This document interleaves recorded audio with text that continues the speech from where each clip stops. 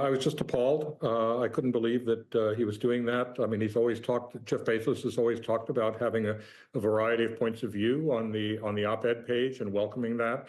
The direction of the newspaper most recently has been to make sure that the coverage reflects, as they put it, all of America. And this runs totally counter to that. And so I was certainly disappointed, but really disgusted.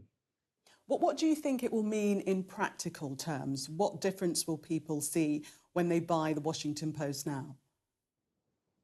Well, for decades, the Post has prided itself on running a whole variety of opinions on its opinion pages. Of course, it had its editorials that reflected its overall point of view for the editorial board, but then they welcomed all sorts of other opinions. But now what he signaled is that only one sort of opinion will be reflected on those pages, and that will be the opinion that he himself holds about economics, about personal liberties, what have you, and how he defines those terms. And look, that just totally runs counter to the history of so-called op-ed pages. The whole idea of those pages was that there would be a whole range of opinions, and then people could make up their minds. But now he's saying that only one opinion will be allowed on those pages, and that will be his opinion. And in your view, the paper will no longer speak for all of America or to all of America?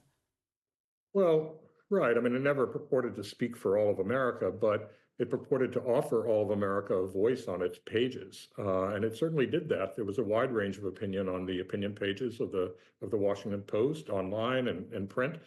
And now what's being signaled is that really only one sort of opinion is allowed here.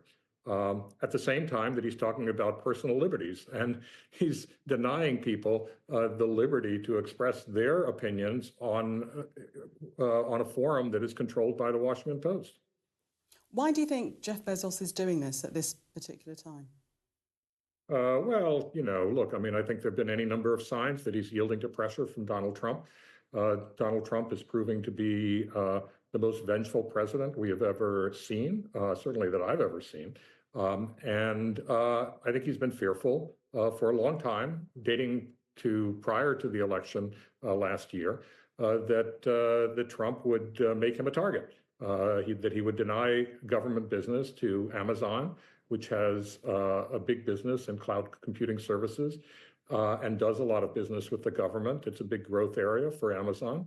And also he has his own private commercial space venture, Blue Origin, which just recently was able to launch a rocket into orbit and now hopes to be competing with Elon Musk on satellites and other commercial space ventures.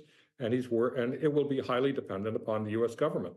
And so he realizes how dependent his commercial interests are on the U.S. government. He realizes how vengeful Donald Trump is, and he's concerned about the potential consequences for his other businesses. And he's now prioritizing his other commercial interests over the interests of the Washington Post.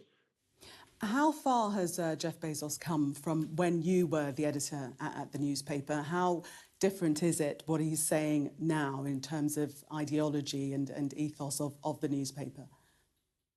Well, it's completely different. All along, he defended our independence, the independence to cover things as we wished. He welcomed a wide variety of opinions on the opinion pages. He was all for that and recommended it. He resisted pressure from Donald Trump during Trump's first term. Trump threatened Amazon, threatened its cloud computing services, its postal deliveries. It threatened a Defense Department contract. All of those sorts of things, and he resisted it even to the point where Amazon sued the federal government and sought to obtain the testimony of Donald Trump.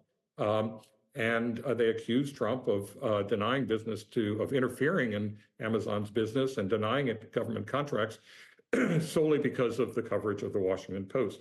Now he seems to be yielding to that pressure and doing whatever he can to get into the good graces of Donald Trump.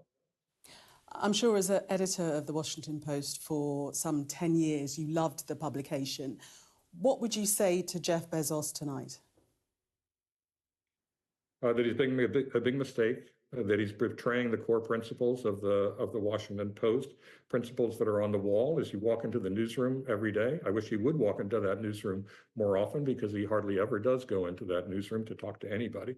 And that this is totally counter to what he said himself when he joined the Washington Post, when he purchased the Washington Post, about the kinds of principles that he himself was going to maintain.